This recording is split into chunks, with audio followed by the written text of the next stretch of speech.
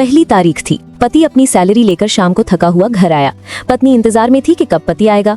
पति के आते ही उसने उसे गरम गरम चाय पिलाई और पूछा, आज सैलरी आ गई होगी आपकी? पति मुस्कुराहट के साथ बोला, हाँ, और इस महीने ओवरटाइम का 12,000 बोनस भी मिला है। पत्नी की खुशी का ठिकाना नहीं रहा। पत्नी मीठी आवाज में बोली, क्या हम इस रविवार को शॉपिंग करें? तो पति बोला, ठीक है, लेकिन सिर्फ एक शर्त पर।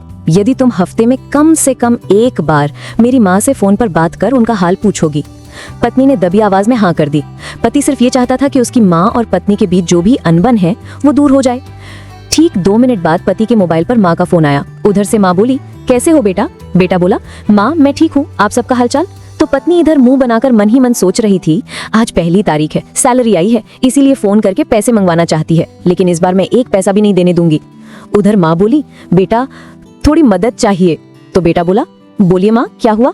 माँ बोली, बेटा इस महीने 5,000 मिल सकते हैं क्या? पति हर काम अपनी पत्नी से पूछकर करता था। उसने ये बात पत्नी से पूछी। पत्नी बोली, बोल दो कि अभी सैलरी नहीं आई है। बेटे ने माँ से कहा, माँ अभी सैलरी आने में टाइम है।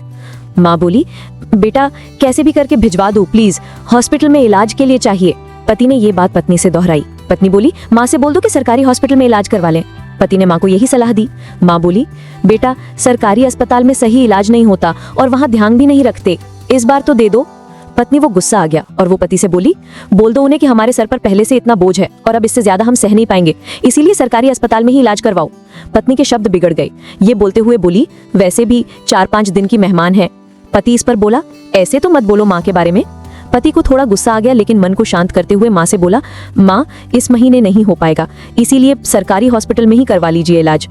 माँ उधर से भीख मांगने लगी, बेटा प्लीज 2,000 तो दे दो। तो पति आंखों में आंसू लिए पत्नी से बोला, कम से कम 2,000 तो देने दो। पत्नी गुस्से में थी, लेकिन जैसे तैसे मान गई और बोली, ठीक है, बोल दो कि 2,000 भिजवा देंगे कल। तो उधर पति बोला, सासू माँ आपको कल 2,000 भिजवा दूंगा।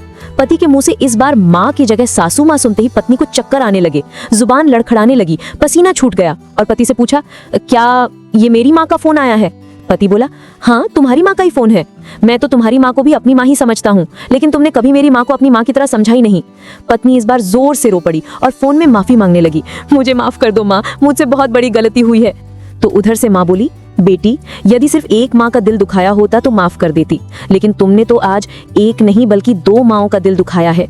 यदि आज मैं तुम्हें माफ भी कर दूं तो भी ऊपर वाला तुम्हें माफ नहीं करेगा। कहानी से सिख।